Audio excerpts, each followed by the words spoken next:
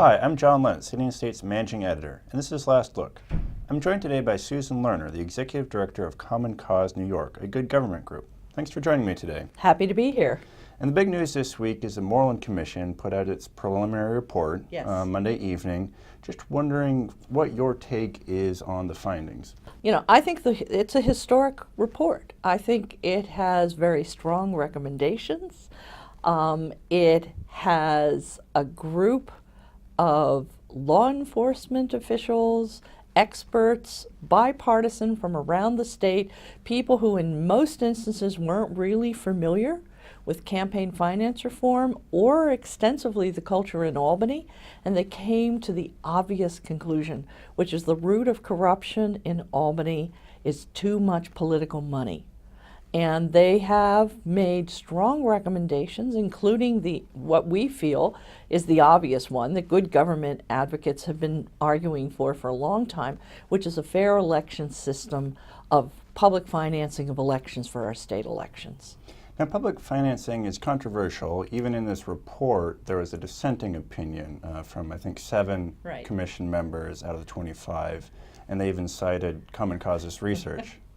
Yes, well, it's always flattering to know that people are reading our reports, but it would be more comforting to know that the people who are reading our reports actually made it to the conclusions, because the way in which they cited our report is diametrically opposed to the conclusions of the report.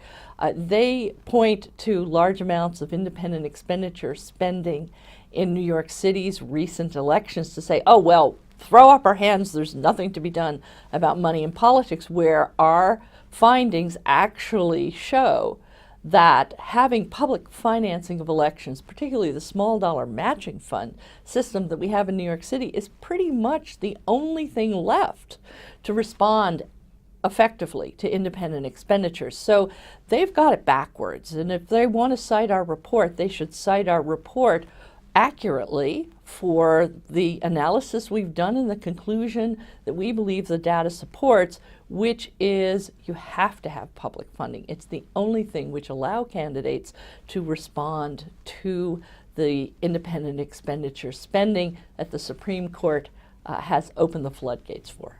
Now, they do cite in the New York City mayoral race, this group New York Progress that was in your report, how they spent over $1 million in attack ads against Joe Lhota, and that, you know, it showed polling with Bill de Blasio at a consistent 40% lead in the polls.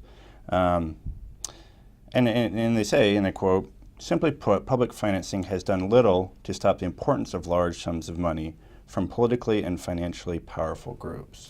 Well, remember, it's the U.S. Supreme Court's bad decision in Citizens United which has created this problem. But that doesn't mean the candidates are hopeless and helpless in the face of this flood of money. So what practically happens in the real world when a candidate is facing that kind of an onslaught of large amounts of private outside money coming in is that sometimes it's very hard for the candidates to raise private money to counter it because of the feeling of, well, there's so much money being spent against my candidate, I'm not going to put more money into him or her. Exactly the opposite happens when you have a small dollar matching fund system, because the average voter looks at the situation where special interests are writing large checks and says, wait a second, this is my candidate. My $10 can help the candidate because my $10 is worth $70. My $100 is worth $700, and I can counter the flood of outside money with small dollar matching funds. So it's actually an incentive for the small donor to give when you have these large amounts from outside. So we feel that it really is the counter to the bad invitation which the Supreme Court has extended to special interest big checks. Now, in terms of this actually passing or not, we saw a tweet about something Governor Cuomo said today, that there's political division on the question of public finance from the Commission, but many other issues we can move forward on. Do you see public financing as sort of a bargaining chip here as it's playing out? No, we see it as a baseline requirement for cleaning up corruption in Albany. It's not a bargaining chip. It's what needs to happen. And remember, the governor ran on a platform that he was going to clean up Albany. We have had commission after commission We've had discussion after discussion. Those who are already knowledgeable about campaign finance, those who are new to the question of how to deal with political money, all keep coming to the same conclusion, that the best solution is a comprehensive system of campaign finance reform that includes public funding of elections. There are few things in this world that everybody agrees on. So the fact that there are some people who say, well, we're not sure that the time is right for public financing is no reason not to move forward with what we know is the most effective part of a full package to control the corrupting influence of big money. And if the governor who ran on cleaning up Albany is not going to achieve one of his goals and pass and help the legislature pass public financing, well, I fear it will be a failure on his part. I mean, are you concerned that that's what you're hearing from the governor's office, that it might be something they're not so committed to? Look, we always are concerned that there are impediments to real reform. But we believe that the quantum of evidence, the broad support for public financing is ultimately going to succeed because it really is the basis for real reform. It's the thing which is going to make the biggest change in Albany. Not in isolation, part of a full package, but the package won't be as effective if it isn't built around a core of public financing. So we think now's the time to have that discussion. We're definitely encouraged by the fact that even the dissenters didn't raise an ideological issue. They said, well, we're not sure if the time is right. We're not sure if it's going to be as effective as we want it to be with independent expenditures. There's room for a discussion and a dialogue. There's no one-size-fits-all public financing system, so we need to have this conversation with people on both sides of the aisle. What's going to work for New York State? We think the New York City model can be expanded, but there may be other variations that are needed. We need to be having that discussion. The Moreland Commission report is the excellent beginning to that discussion, and now the forum switches to the legislature, and now there's no longer an excuse to ignore the overwhelming evidence and the clear public support for cleaning up corruption. It's got to have a fair elections component.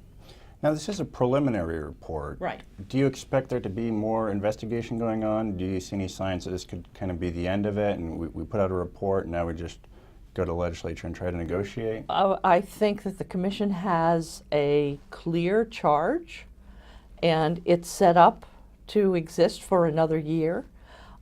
It was clear to me from the report and from the Commission's statements that they are in the midst of investigation, and I expect them to continue following the money trail and looking into the conduct that they have found to determine whether there are violations of the law that need action from law enforcement or whether there are other recommendations down the road. So I think this is an extremely important first step. It's well timed to begin a discussion with the legislature, but I don't think this is the last thing we're hearing from the Moreland Commission. And as you mentioned, the governor talked about many of these proposals even before he put this commission together, and some of these things that came out with are the same things. Is there anything in here that really surprised you or anything that's particularly new that came out of this report? Well, I think what heartened me is the fact that, law enforcement personnel, people who haven't been familiar with campaign finance, validated what we in the good government community have been saying. There's a significant problem, and the legislature should not ignore it any further. And we don't need to keep searching for new, novel, different solutions. The solutions are in front of us. They have been outlined, and it's time to stop looking for new, different solutions. The solutions are clear. It's time for us to sit down. It's time for the legislature to get serious and show the people of New York that they don't want to be tarred with a corruption brush any further. Look, all addictions are hard to kick. But average New Yorkers expect their elected officials to be able to wean themselves off their dependence on large checks and put the public interest first. One other question, there's been some commentary about whether this commission's been really independent. One of the commissioners just last night on Capitol Tonight, Joni Mahoney, she's the Onondaga County executive, she said, I think we're making a mockery of this whole process if we try to pretend that a group of us that's been appointed by the Attorney General and the Governor is investigating the Attorney General or the Governor. So she's saying, look, we're not going to really look at what the Governor is doing. We're not going to look at the AG. Whereas when Cuomo announced this, he said it'd be more open-ended. They'd go wherever they need to investigate. Is that a concern for you? Well, we certainly think that it's important that the Commission retain its independence. We're very encouraged by the fact that this is an unusual combination of people when you have so many district attorneys, so many people who come from a law enforcement background as well as experts. And we wanted to be sure, and we continue to support the idea that the Commission should arrive at its decisions independently and go where the money trail is leading it. Susan Lerner, thanks for joining us today. Thank you. And that's it for Last Look. To check out other Last Look videos, go to our website, cityandstateny.com.